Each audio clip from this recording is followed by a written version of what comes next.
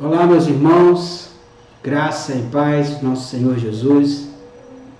É um privilégio poder estar aqui, trazendo um pouco da Palavra de Deus, compartilhando a Palavra de Deus com os irmãos.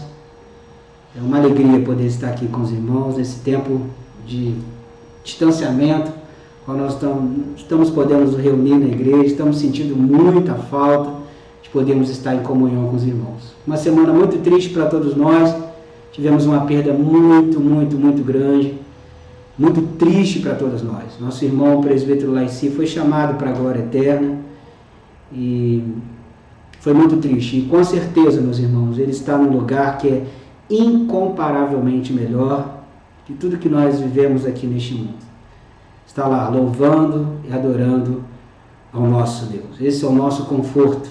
Deus tenha misericórdia da sua esposa, da Eda, de todos nós, né? Um amigo, irmão muito querido, que realmente vai fazer muita falta para todos nós. Deus conforte, console os nossos corações. Mas nós estamos aqui, meus irmãos, e para compartilhar a palavra de Deus, como eu disse, eu gostaria que os irmãos estivessem abrindo as suas Bíblias lá no Evangelho segundo Marcos, no capítulo 1. Evangelho segundo Marcos, no capítulo 1, nós vamos estar lendo do versículo 1 até o versículo 13. Evangelho segundo Marcos, capítulo 1, versículo 1 até o versículo 13. E diz assim a palavra de Deus: princípio do Evangelho de Jesus Cristo, Filho de Deus, conforme está escrito na profecia de Isaías: eis aí, envio diante da tua face o meu mensageiro, o qual preparará o teu caminho. Voz do que clama no deserto: preparai o caminho do Senhor, endireitai as suas veredas. Apareceu João Batista no deserto, pregando o batismo de arrependimento para a remissão de pecados. Saíam a ter com ele toda a província da Judéia e todos os habitantes de Jerusalém, e confessando os seus pecados eram batizados por ele no Rio Jordão. As vestes de João eram feitas de pelos de camelo. Ele trazia um cinto de couro e se alimentava de gafanhotos e mel silvestre. E pregava dizendo: após mim vem aquele que é mais poderoso do que eu, do qual não sou digno de curvando-me, desatar-lhes as correias das sandálias. Eu vos tenho batizado com água, ele, porém, vos batizará com o Espírito Santo. Naqueles dias veio Jesus de Nazaré da Galileia, e por João foi batizado no Rio Jordão. Logo ao sair da água, viu os céus rasgarem-se, e o Espírito descendo como pomba sobre ele. Então foi ouvida uma voz dos céus: tu és o meu Filho amado, em ti me comprazo. E logo o Espírito o impeliu para o deserto, onde permaneceu 40 dias, sendo tentado por Satanás. Estava com as feras, mas os anjos o serviam. Querido Deus, estamos aqui diante de Ti, da Tua palavra, e que o Senhor fale profundamente aos nossos corações nesta noite. Louvamos e exaltamos o Teu santo e excelso nome, no nome de Jesus, que reina para sempre. Amém. Meus irmãos, o Evangelho de Marcos, até os tempos modernos, ele recebeu consideravelmente menos atenção que os outros 3 evangelhos. Em comparação com João, com sua teologia sublime, Mateus com sua estrutura narrativa, ou Lucas com suas parábolas e histórias inimitáveis, Marcos é com frequência julgado, até mesmo por acadêmicos, um evangelho sem arte, um tanto prosaico, uma linguagem de prosa.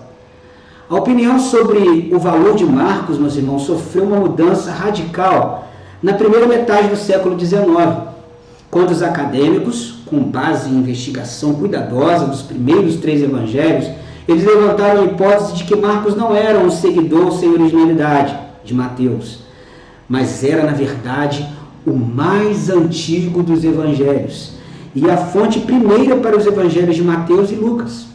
A primeira referência ao autor desse evangelho foi de Papias.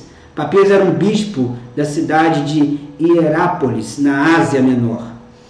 Em uma obra intitulada Exposição dos Oráculos do Senhor, composta em algum momento antes de sua morte, em 130 depois de Cristo mais ou menos, Embora o livro tenha sido perdido, meus irmãos, há muito tempo, o testemunho de Papias foi preservado por Eusébio, na seguinte versão, abre aspas, Marcos tornou-se o intérprete de Pedro e escreveu com precisão tudo o que ele se lembrava, não de fato na ordem das coisas ditas e feitas pelo Senhor, pois Marcos nem ouvira o Senhor, nem o seguira. Mas mais tarde, conforme eu disse, seguiu Pedro, que costumava ensinar conforme a necessidade exigida, mas não fazendo, por assim dizer, uma organização dos oráculos do Senhor, de forma que Marcos não fez nada errado em escrever dessa forma, pontos isolados conforme se lembrava deles. Contudo, ele deu atenção a uma coisa: não deixar de fora nada do que já ouvira, nem fazer afirmações falsas em seu relato. O ponto merecedor de destaque aqui, meus irmãos, o testemunho de Papias, é de que o segundo evangelho, ele é proveniente de Marcos. E este, embora não fosse um apóstolo, era um intérprete fiel do testemunho do apóstolo Pedro. O Marcos em consideração aqui, meus irmãos, é evidentemente João Marcos, filho de uma mulher chamada Maria, em cuja igreja primitiva se reunia em Jerusalém. Os irmãos podem conferir aí suas Bíblias lá em Atos dos Apóstolos, no capítulo 12, no versículo 12, que relata exatamente sobre isso. João Marcos também, meus irmãos, ele foi o motivo da desavença e separação de Paulo e Barnabé. Paulo, considerando injustificável a deserção de Marcos, na sua primeira viagem, e ele não estando disposto a levá-lo na sua segunda viagem, Paulo levou Silas e retornou para a Ásia Menor, enquanto Barnabé retornou para Chipre. E quem ele levou? Marcos. Os irmãos podem conferir isso lá também em Atos dos Apóstolos, no capítulo 15, a partir do versículo 36. O evangelho de Marcos, meus irmãos, é predominantemente o evangelho da ação. Inclui somente um dos longos discursos de Jesus, que é o discurso do Monte das Oliveiras. Mas ele demora-se sobre os seus feitos, os feitos de Jesus. Fornece-nos também mais as obras do que as palavras de Jesus. Marcos, ele registra, meus irmãos, 18 dos milagres de Jesus, mas apenas 4 de suas parábolas. Devido ao fato, meus irmãos, de que Marcos, ele escrevia para os romanos. Então ele omitiu toda a referência à genealogia e à infância de Jesus, porque os romanos, eles se interessavam mais em poder, mais em poder do que em descendência. Estavam querendo saber sobre genealogia de Jesus. Por isso é que, em Marcos, Jesus é apresentado como o grande conquistador. O conquistador da tempestade, o conquistador dos demônios, das enfermidades e da morte. Ele é o servo do Senhor. Ele, primeiramente, o servo conquistador, e em seguida, o servo sofredor. E, finalmente, o servo triunfante por ocasião da sua ressurreição. Agora, meus irmãos, gostaria que os irmãos permanecessem com as suas Bíblias abertas. Agora nós vamos expor as Escrituras, depois de aprendermos um pouco sobre a história desse evangelho, aprender um pouco também sobre a história desse evangelista, João Marcos, na verdade. Agora nós vamos expor a palavra de Deus. Então a palavra de Deus começa aí, no Evangelho de Marcos, no capítulo 1, começa a partir do versículo 1, que já começa assim. O Evangelho de Marcos começa da seguinte maneira: princípio do Evangelho de Jesus Cristo, o Filho de Deus. Se Marcos tivesse a intenção, meus irmãos, de seu trabalho ter um título, seria esse: a primeira palavra de Marcos, como em Gênesis, Oséias, o Evangelho de João, é apenas princípio. Marcos, sem dúvida, meus irmãos, escolheu como um lembrete da atividade de Deus na história. No princípio, Deus criou o mundo. Assim também, a era do Evangelho é manifesta com o Filho de Deus, que se torna um ser humano em Jesus Cristo. Para Marcos, meus irmãos, a introdução de Jesus não é menos grandiosa que a criação do mundo. Em Jesus, uma nova criação está à mão. O evangelho do qual Marcos fala aqui, meus irmãos, não é um livro, como acontece em Mateus, por exemplo, no capítulo 1. Antes, para Marcos, é a história da salvação em Jesus. A palavra para evangelho aqui no grego, que significa evangelho, né, que é boas novas, esse termo evangelho, tanto no Antigo Testamento quanto na literatura grega, era comumente usado para relatos de vitória no campo de batalha, né? O mensageiro que trouxe esse relato era o portador da boa notícia. Então, meus irmãos, se Marcos, como parece provável, ele é o primeiro evangelista, então ele também inaugura um novo gênero literário aqui na aplicação do termo evangelho, a vida e ministério de Jesus Cristo. O significado mais natural do versículo 1, meus irmãos, é as boas novas sobre Jesus Cristo, o Filho de Deus. A Jesus Cristo também aqui, meus irmãos, nesse versículo é adicionado o título Filho de Deus. Jesus, cujo nome em hebraico é uma variante de Yeshua, que no português, em português significa Josué, e cujo sentido, meus irmãos, é Deus é salvação. É definido no prólogo aqui de Marcos como o Cristo e o Filho de Deus. Não somente essa designação aplicada a Jesus muitas vezes, nesse evangelho, mas também está em harmonia com o fato que em todo o seu livro, em todo o evangelho de Marcos, está constantemente atribuindo qualidades e atividades divinas a Jesus, mostrando que o autor vê o Salvador como sendo de fato o Filho de Deus. Então ele continua no versículo 2 aí, conforme está escrito na profecia de Isaías: eis aí, envio diante de tua face o meu mensageiro, o qual preparará o teu caminho. Marcos, meus irmãos, nos diz que vai citar o profeta Isaías. E ele faz exatamente isso, mas, embora não imediatamente, ele primeiro, aqui no versículo 2, ele cita Malaquias 3:1. Depois do versículo 3 que ele vai citar Isaías 43.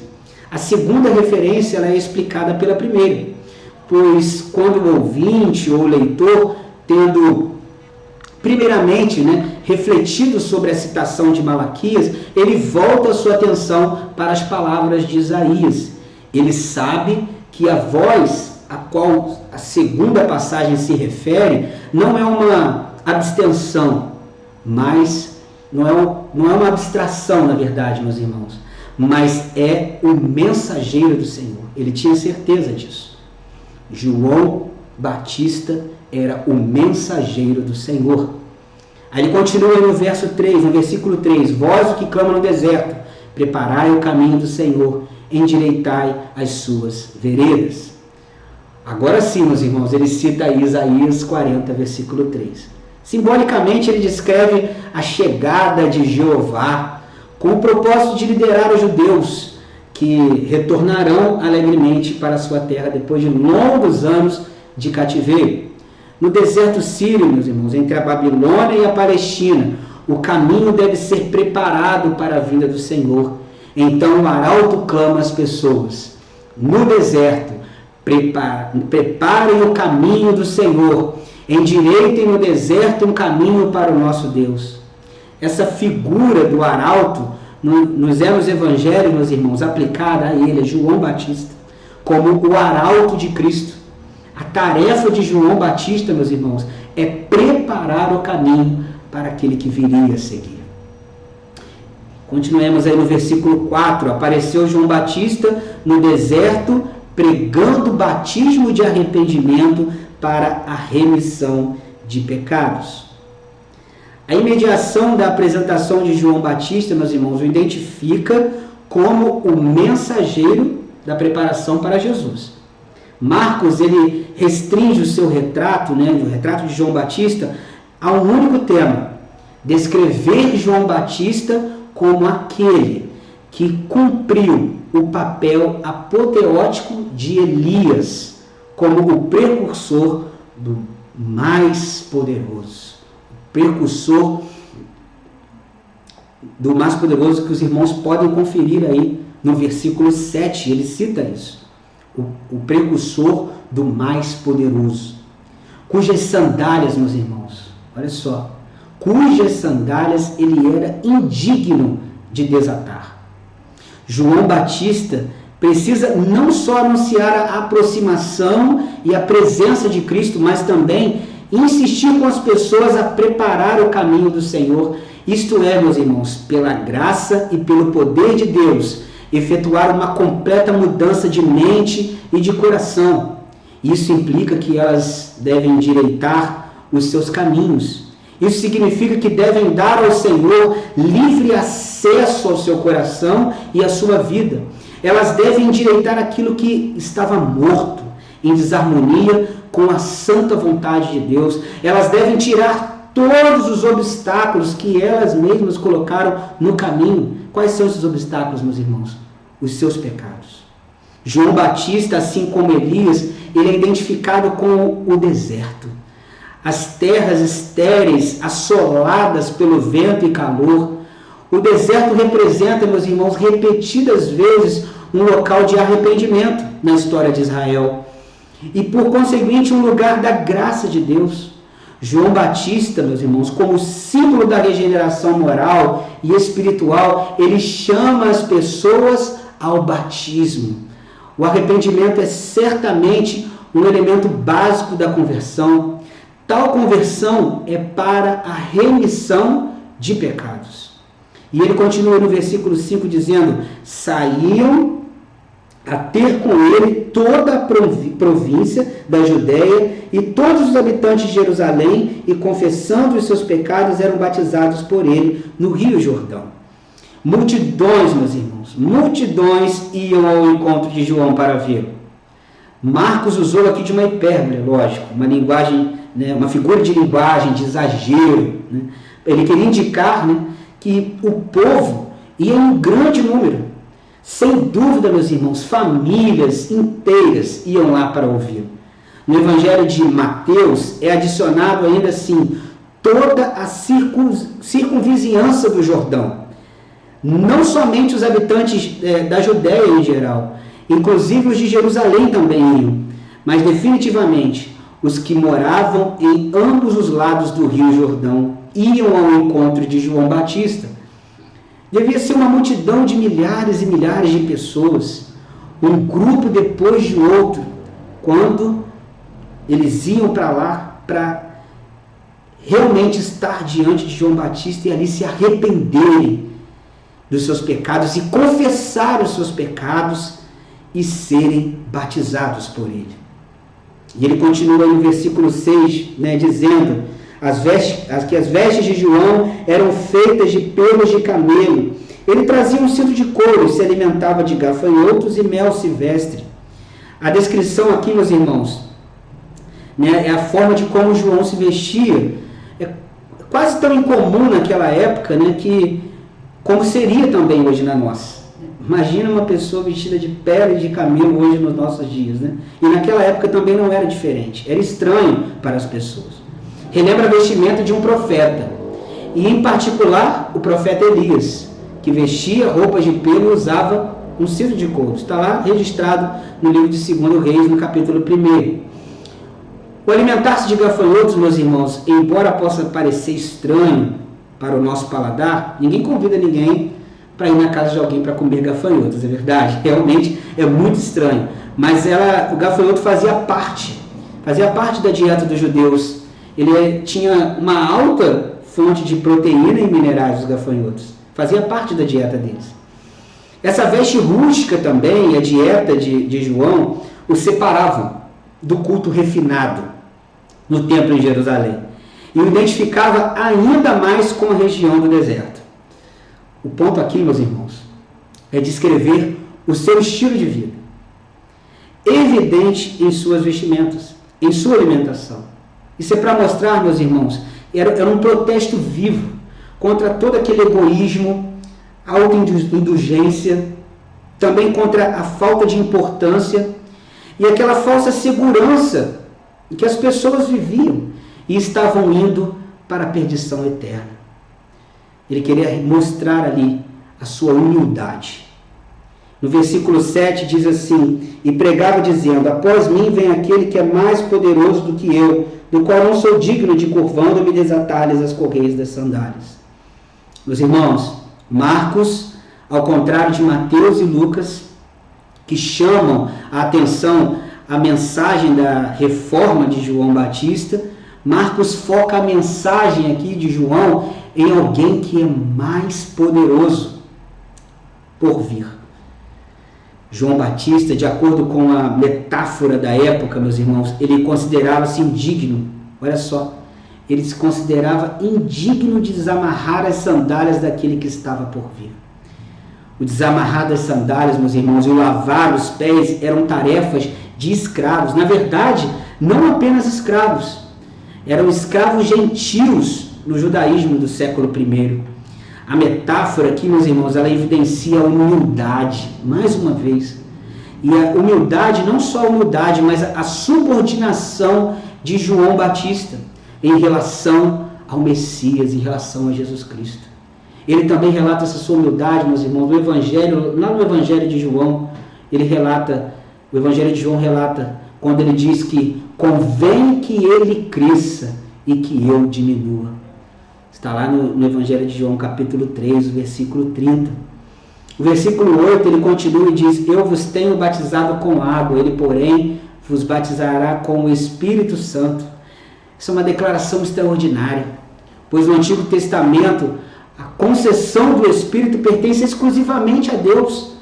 A declaração de João, de acordo com Marcos aqui, transfere a concessão do Espírito para Jesus, indicando mais uma vez que Jesus, como aquele mais poderoso, virá com poder e com uma prerrogativa, a autoridade de Deus.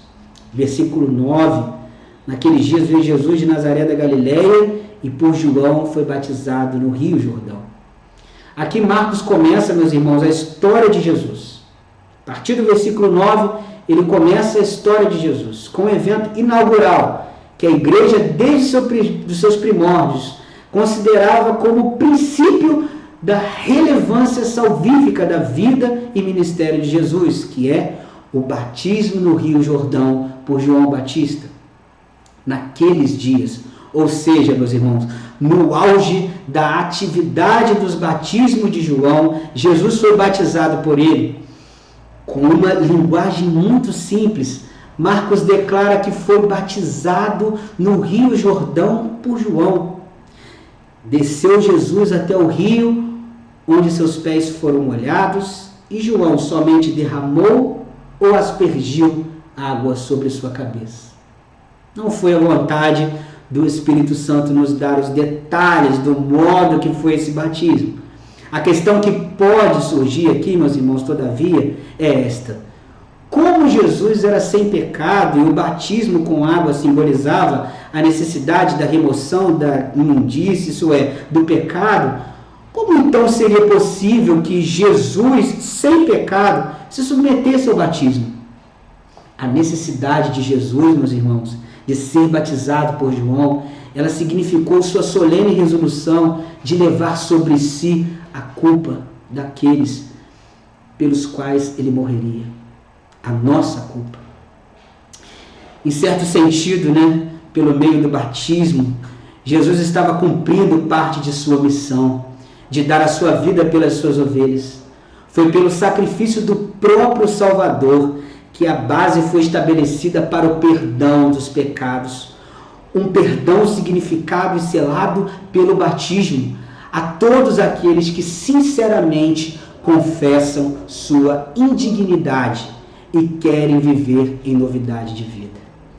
No versículo 10 diz assim: logo ao sair da água viu os céus rasgarem-se e o Espírito descendo como pomba sobre ele. A abertura dos céus no batismo, meus irmãos, inaugura o que era muito esperado, o retorno do Espírito de Deus. Nesse período intertestamentário, meus irmãos, o período de 400 anos do Antigo Testamento para o Novo Testamento, conhecido também como anos de silêncio, porque nesse período não há registro de uma palavra profética de Deus para com o povo de Israel. Então, um período de graça começa em Jesus, em quem Deus, de modo sem paralelos, revela a si mesmo no mundo. Jesus Cristo era Deus. No versículo 11, ele diz: então foi ouvida uma voz dos céus, tu és o meu filho amado, em ti me comprazo. A Trindade gloriosamente é revelada aqui, meus irmãos. Começa no versículo 10, né? No exato momento em que o Filho, tendo sido batizado, começa a sair da água, os céus se abrem subitamente e o Espírito desce sobre ele. O próprio Jesus vê algo parecido com uma pomba, representando o Espírito descendo e indo em sua direção. O pronome ele aí refere-se a Jesus. E o Pai, profundamente impressionado com a prontidão de seu Filho em suportar um fardo tão pesado. Porque com esse ato, meus irmãos, Jesus aí ele confirma a promessa feita desde a eternidade de tomar sobre si e expiar o pecado do mundo. E ele proclama: tu és o meu filho amado, em ti me comprazo. Na versão linguagem de hoje, a frase ainda se torna ainda mais forte para nós, esse momento em que Deus fala isso para o seu filho. Na linguagem de hoje diz assim: tu és o meu filho querido e me dás muita alegria. Assim, de uma maneira muito tocante, a doutrina da Trindade, meus irmãos, em ação aí ela é exposta. O fato de três serem um só é o conforto de todos nós crentes em Cristo Jesus. Para terminar aí, meus irmãos, os versículos 12 e 13 diz assim: e logo o Espírito o impeliu para o deserto, onde permaneceu 40 dias, sendo tentado por Satanás, estava com as feras, mas os anjos os serviam. Jesus, meus irmãos, após a declaração de que ele era o Filho de Deus e da inauguração de seu ministério público, ele não é convidado, como se poderia esperar, para uma recepção ou uma celebração, uma grande festa. Antes, meus irmãos, ele é designado pelo Espírito para uma tarefa muito diferente, uma reunião com Satanás no deserto. Marcos, meus irmãos, ele não nos fornece detalhes como os evangelhos de Mateus e Lucas, respectivamente no capítulo 4, todos os dois, Mateus e Lucas, eles dão detalhes, né, desse momento que Jesus está ali no deserto com Satanás.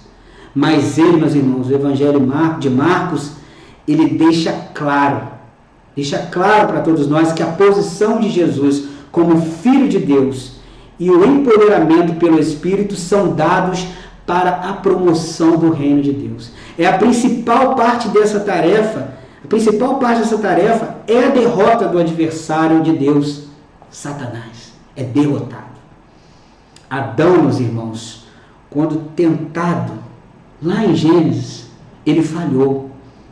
Por isso Cristo, o último Adão, deve ser tentado, para que por sua vitória sobre o tentador, em favor de todos os que creem nele, possa desfazer os resultados da falha de Adão.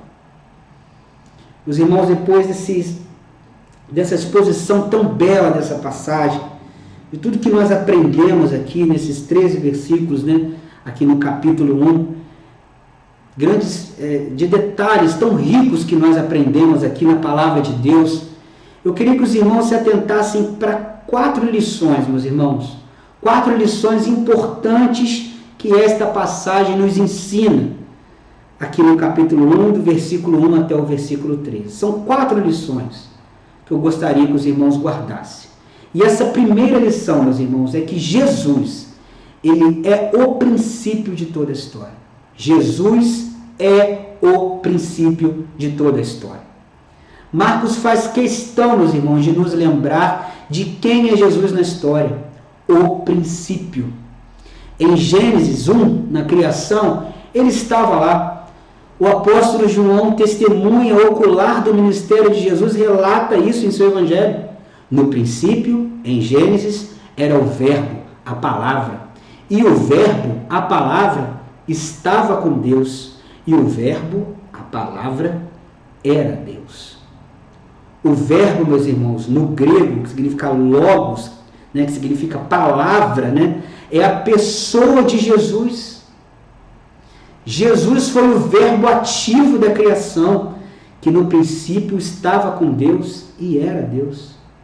E o verbo se fez carne e habitou entre nós, cheio de graça e de verdade, e vimos a sua glória, glória como do unigênito do Pai. Está lá no Evangelho de João, capítulo 1, versículo 14.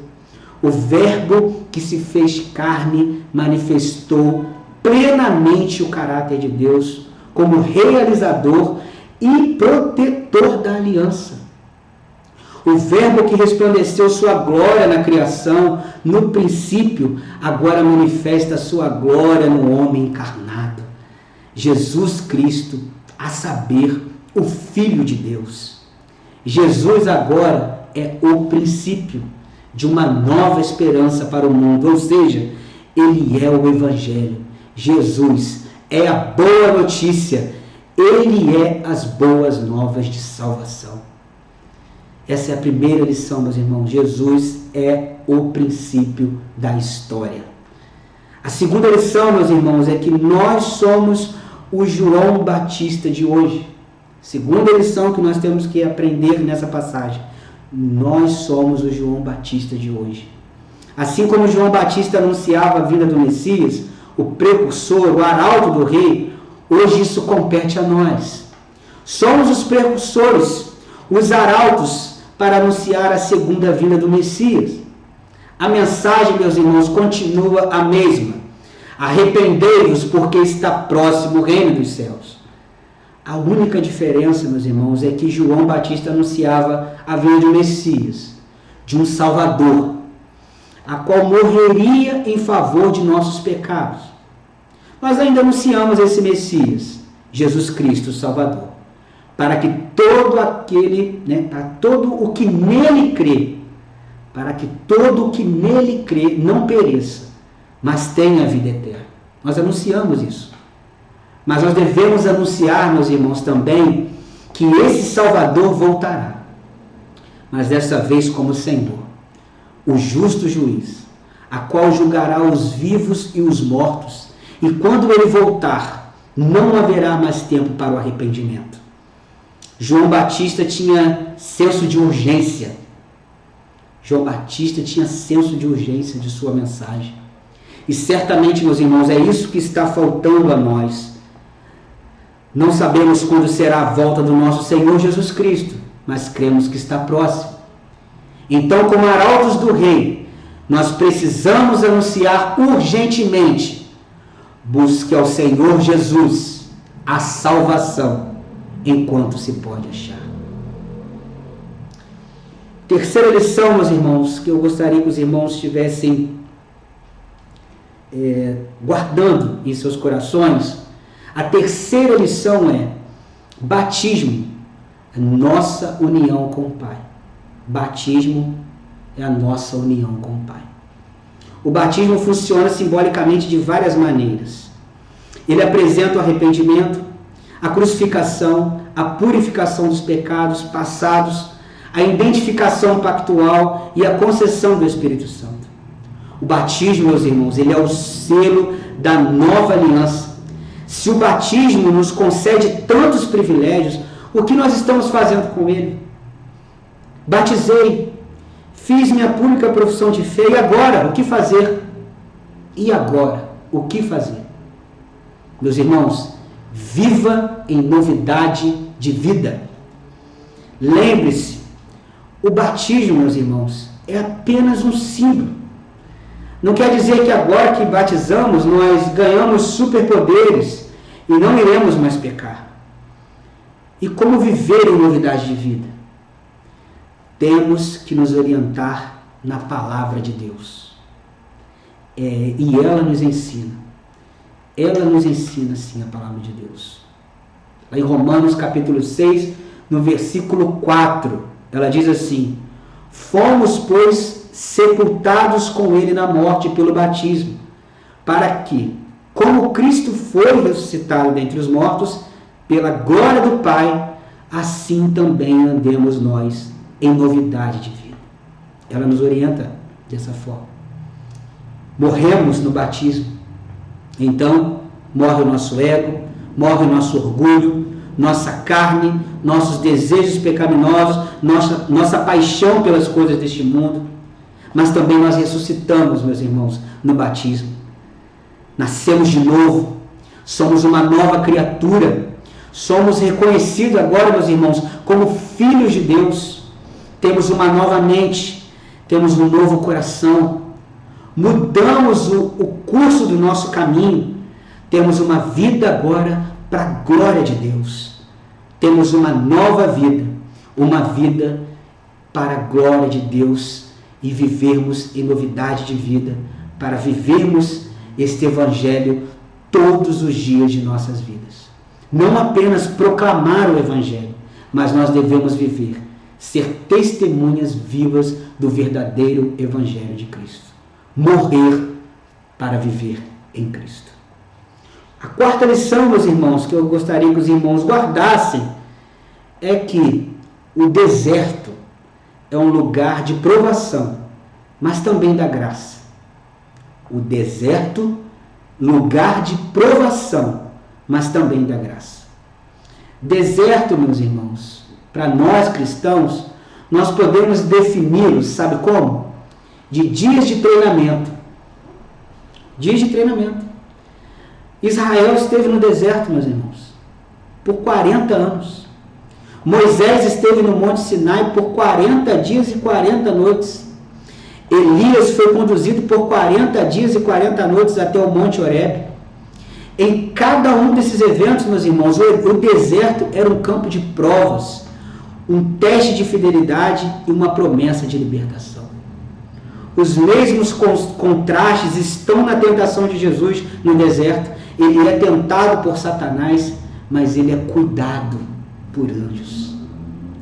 Pode ser que você esteja, meus irmãos, passando nesse exato momento de sua vida por um deserto, um momento muito difícil, um momento que esteja sendo de muita provação, de lutas diárias.